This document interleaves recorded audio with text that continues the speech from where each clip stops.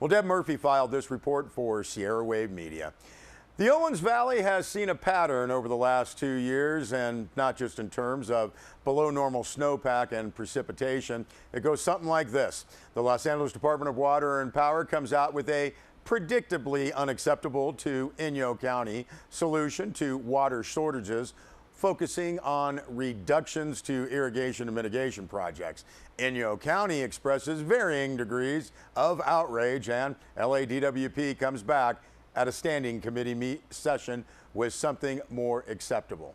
Now, last year, with historically low runoff, cuts to irrigation and mitigation projects were bearable due in large part to timely rain in May and water made available from savings on Owens Lake.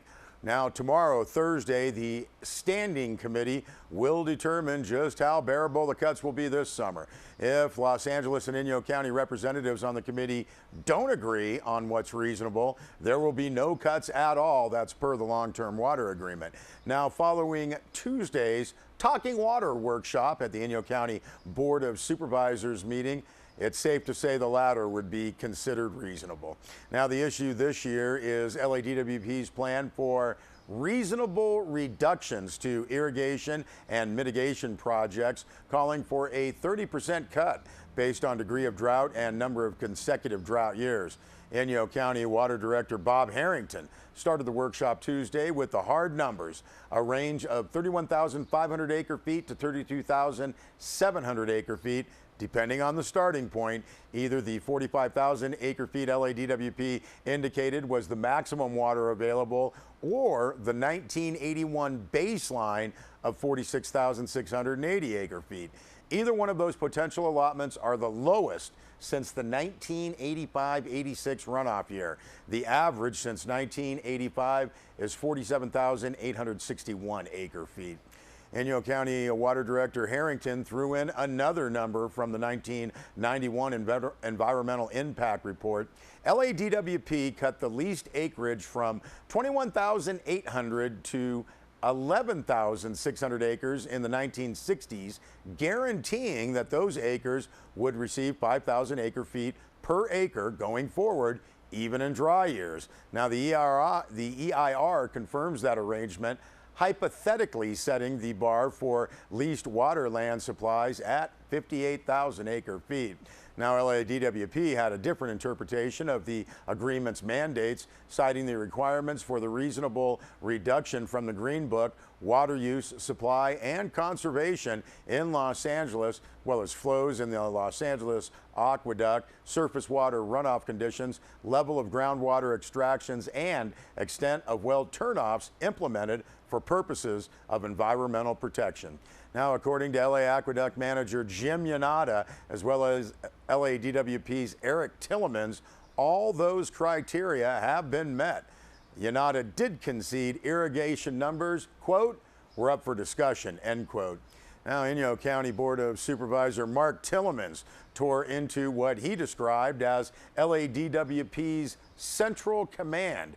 "We're suffering from a 100-year man-made drought," Tillemans said. "Central Command has to be held accountable. We can't talk about reductions until you bring the water table to baseline and finish mitigation," end quote.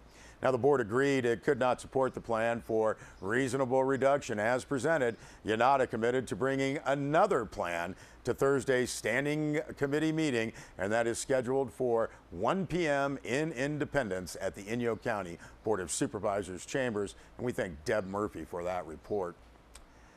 Also, the LADWP issued a press release. Now, this was in response to a press release that was issued last week by the Inyo County Board of Supervisors. And that LADWP press release says, quote, "In a media release dated May 3rd, 2016, the Inyo County Board of Supervisors asserts that the Los Angeles Department of Water and Power has not provided the county information on a program for reasonable reductions to irrigation and water supply and on LA-owned lands and enhancement and mitigation projects in the Owens Valley." That press release says it is unfortunate that Inyo supervisors put this message out to the public, as LADWP has been forthcoming and communicative with the Inyo County Water Department every step of the way. press release continues. In the media release, Inyo County Board of Supervisors state LADWP has yet to provide the county or the community with any written proposal to evaluate. Now, the press release from LADWP says this statement is disingenuous, as the county was aware that LADWP would be providing the Inyo County Water Department with the written program the day after this news release was issued, and were further aware that the program would be made available for public comment on Friday, May 6th at the Inyo LA Technical Group meeting. Perpetuating this type of misinformation, the press release notes, is a disservice to the public. That press release continues. LADWP continues to be open and forthcoming in its operation planning within the Owens Valley and looks forward to a more honest and productive relationship with Inyo County officials in the future. The LADWP draft operations plan is available online at ladwp.com, and we will note that that full press release is posted on our website, sierrawave.net. Well, here's some good news. Disabled Sports Eastern Sierra proud to announce that they have received a $6,400 Quality of Life grant from the Christopher and Dana Reeve Foundation.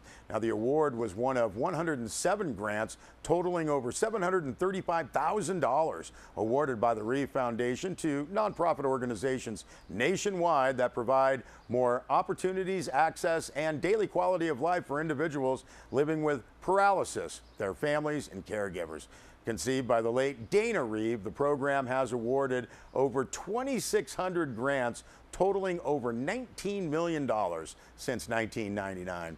Now, the press release from Disabled Sports Eastern Sierra notes that this Quality of Life grant has been awarded to DSES to support increased accessibility for the summer sport program and participants. Disabled Sports Eastern Sierra will use the money to purchase an accessible paddleboard.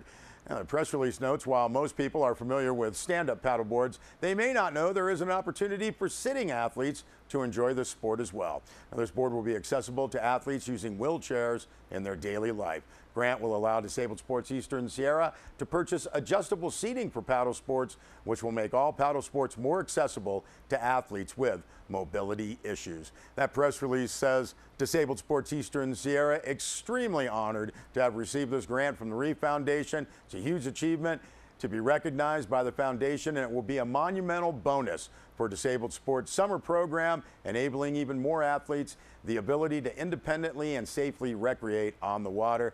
The equipment that Disabled Sports Eastern Sierra will purchase will be used at summer camps like Pedal Paddle and the Wounded Warrior Operation High Altitude. Disabled Sports Eastern Sierra wraps up saying they are extremely appreciative of the Reeve Foundation for their generosity and support of their program.